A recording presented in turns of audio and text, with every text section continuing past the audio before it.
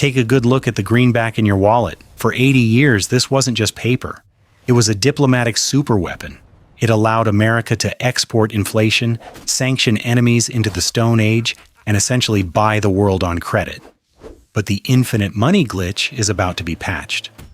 While Washington is distracted by internal culture wars, Beijing is quietly architecting a financial guillotine.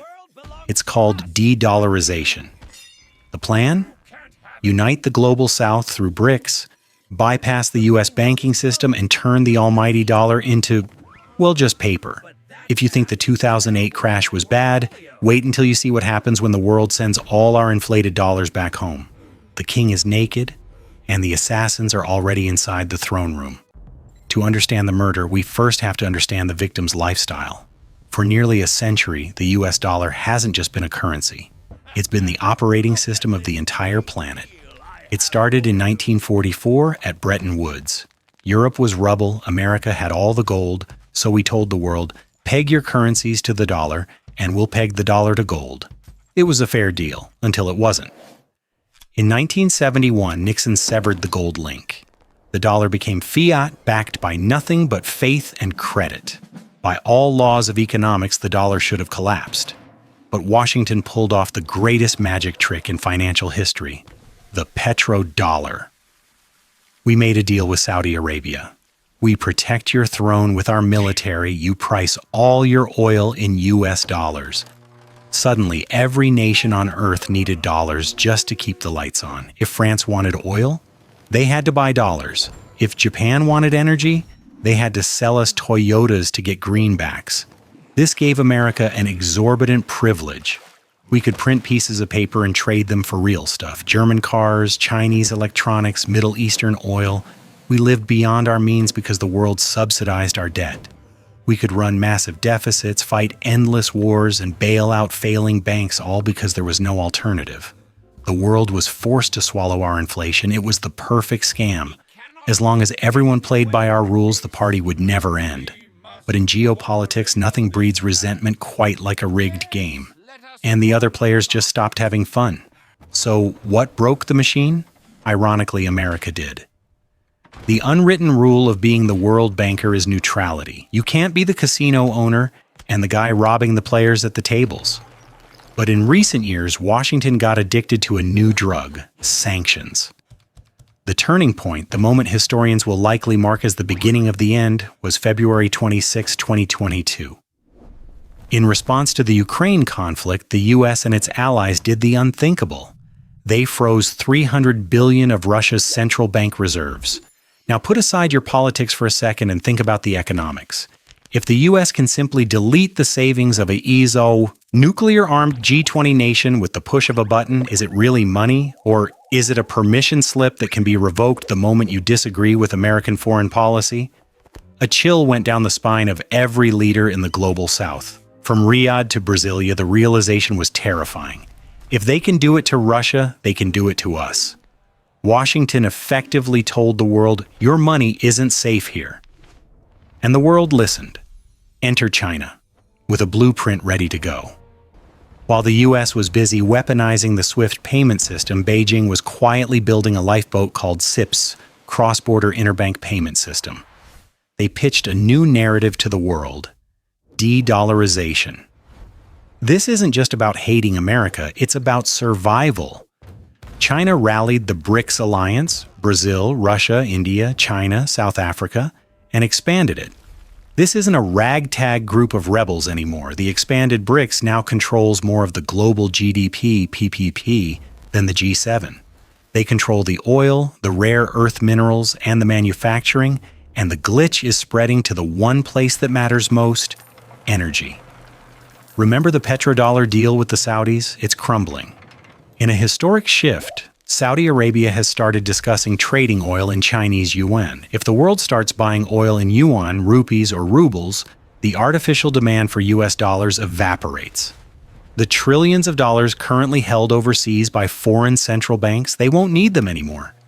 Imagine those trillions of unwanted dollars flooding back into the US economy like a tsunami. It would trigger hyperinflation that makes 2022 look like a clearance sale. We used the dollar as a weapon so many times that we forced our enemies, and even our friends to build a shield. We didn't just shoot ourselves in the foot, we handed the gun to China and asked them to pull the trigger. You might be thinking, okay, but the US prints trillions of dollars all the time. Why isn't a loaf of bread $50 yet? This brings us to the most genius and dangerous mechanism of the American empire. We export our inflation. Think of the global economy like a giant dinner party. The US is the guy at the head of the table ordering caviar and champagne. But instead of paying with cash, he pays with IOUs scribbled on napkins. The other guests, China, Japan, Saudi Arabia, accept these napkins. Why? Because they can trade them with each other to buy oil or weapons. As long as those napkins stay at the party circulating among the guests, the guy at the head of the table, the US, never actually has to pay up. He gets free caviar. The world gets paper. Technically, this shields the US economy. When the Federal Reserve prints $1 trillion, those dollars don't stay in Kansas or Ohio chasing up the price of milk. They fly to Beijing to buy iPhones and to Riyadh to buy barrels of crude. We get the cheap goods, they keep the inflation. But here's the terrifying part that China understands perfectly. The napkins only have value if the guests agree they do. This is where the BRICS currency strategy comes in. It's not just about creating a new coin. It's about creating a currency backed by tangible assets, gold, oil, rare earths, real stuff. Central banks around the world are currently buying gold at the fastest pace since 1967. Why? Because they are preparing to dump the napkins. If the BRICS nations succeed in creating a viable, resource-backed trade currency, the demand for the dollar drops. And in economics, when demand dies, supply becomes a curse. Imagine if every guest at that dinner party suddenly decided they didn't want the napkins anymore. They all throw them back at the guy at the head of the table simultaneously. This is the nightmare scenario, repatriation. Those trillions of dollars floating overseas, estimates say nearly half of all US currency is held abroad, would have nowhere to go but home. They would flood the US domestic market. Suddenly you have a tsunami of cash chasing the same amount of goods. That's not just 8% inflation. That is wheelbarrow economics. That is the Weimar Republic. By relying on the world to hold our debt, we didn't eliminate the risk of hyperinflation. We just stored it in a dam upstream. And China is currently handing out jackhammers to crack the wall. So, is the dollar going to zero tomorrow? Should you bury gold bars in your backyard and learn Mandarin? Not exactly. Reserve currencies don't die of a heart attack. They die of cancer. It's a slow, painful, wasting disease. The dollar is still the cleanest dirty shirt in the laundry basket for now. The US military is still formidable, and the inertia of the global system is strong. But make no mistake, the unipolar world is dead. The exorbitant privilege is expiring. History is undefeated. From the Roman denarius to the Dutch guilder and the British pound, no currency rules forever. The average lifespan of a global reserve currency is about 94 years. The dollar has reigned for roughly 80.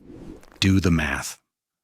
We are in the fourth quarter, and the opposing team just figured out our playbook. The world is fracturing into two distinct economic blocks, the West and the BRICS. As this divide widens, the era of cheap goods and low inflation is over. The napkins are starting to come home. Most people will sleepwalk into this transition. They'll blame the president, the supply chain, or bad luck when their savings lose half their purchasing power. Don't be most people. If you want to understand the hidden economic gears that actually drive the world, the stuff they conveniently forget to teach in school, hit that subscribe button. We don't just report the fire. We show you where the exits are.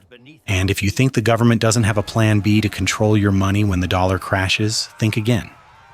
Click this video right here to see how CBDCs, central bank digital currencies, might be the final trap for your financial privacy.